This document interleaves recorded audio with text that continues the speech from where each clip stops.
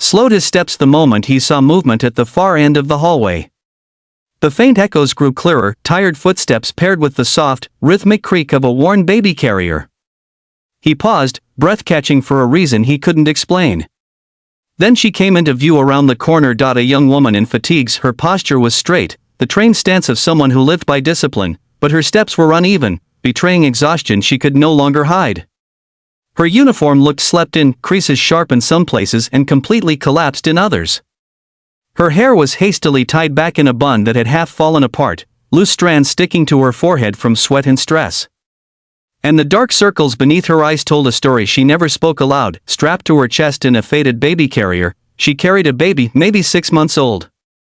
His tiny head rested against her collarbone, his face pressed into her uniform, little fists curled into her shirt like he knew she needed him as much as he needed her. Daniel's heart tugged. He had seen her before, but never like this, never this close, never so raw, never so obviously fighting a battle no one else could see. A battle he recognized all too well. Her eyes flickered up as she noticed him, and in that instant, she tried to straighten, tried to become unreadable, tried to hide the truth written all over her. Soldiers were good at that, locking pain behind discipline, burying exhaustion under duty, but she was also a mother, and mothers didn't get to hide mourning, Daniel said gently. Her lips twitched, a weak attempt at a polite smile.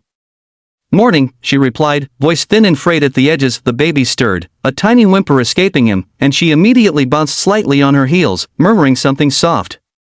It didn't help much, the baby's eyes scrunched tighter, his discomfort growing. Daniel took a step closer. He sounds like he's hurting.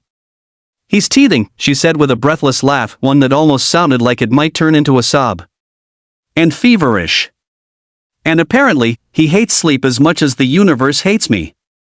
Her attempt at humor fell flat, collapsing under the weight of her exhaustion. Daniel glanced at the baby carrier.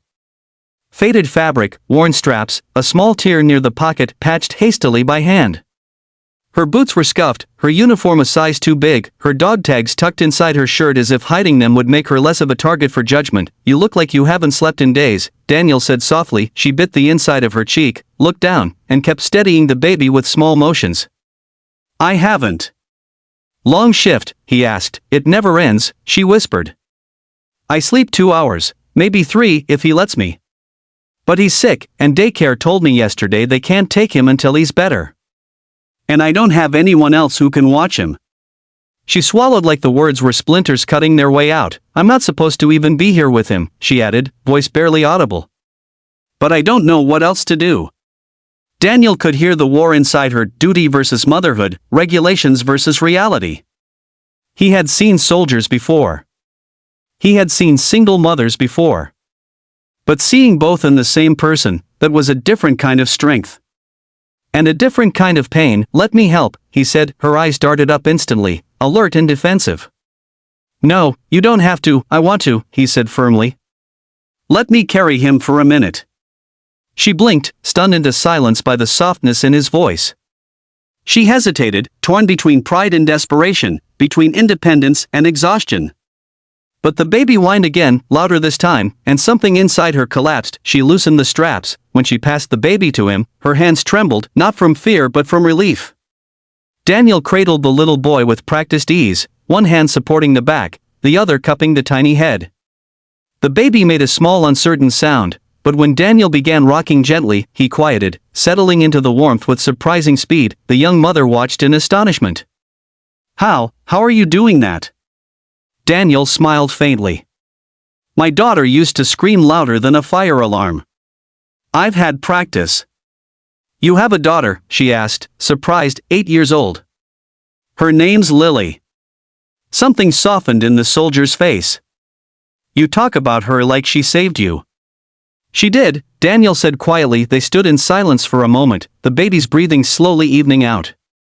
The soldier wiped her forehead with the back of her sleeve, eyes glistening with exhaustion and something deeper, humility, maybe gratitude, maybe the sheer relief of not being alone for once. Thank you, she whispered. I mean it. I didn't think anyone here would care. Daniel's chest tightened.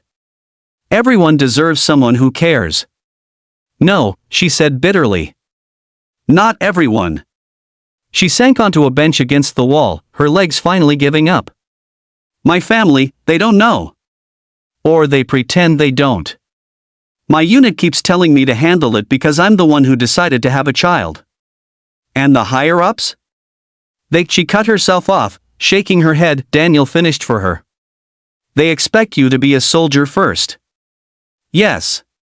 Her voice cracked. But I'm a mom first. And I'm drowning. Daniel handed her the baby again, carefully adjusting the carrier against her chest.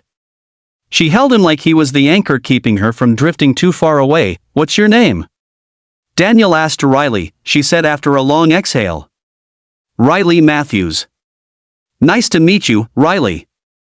She nodded faintly. And this little one is Evan. Daniel touched the baby's tiny hand gently. Hey there, Evan. For a moment, a fragile peace settled in the hallway.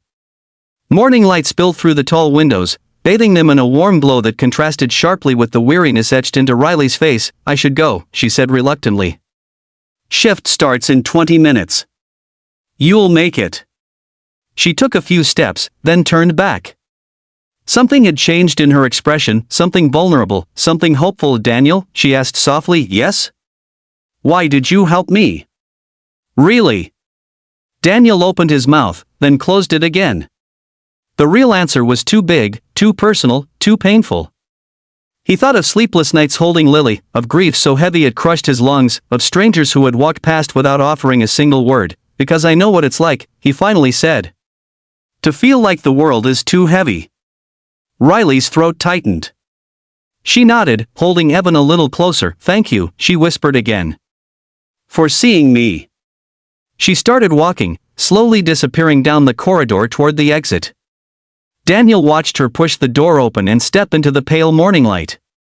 She looked small out there, small but strong, tired but unbroken. He didn't look away until she vanished from view. He returned to his mop, but something inside him had changed, softened, awakened, shifted in a way he couldn't explain yet. What he didn't know was this: Riley Matthews wasn't just any struggling soldier, she wasn't just a young mother trying to survive, she wasn't just someone passing through his mornings. She was the Admiral's daughter, and Daniel Alvarez, quiet janitor, single father, man who thought life had already given him all the battles it could, was about to be drawn into a storm far bigger than either of them imagined. A storm that began with a baby's cry in an empty hallway. If you want, I can continue. White heavy checkmark part 2, 1600 to 1800 words, or white heavy checkmark 5 photo prompts for this chapter.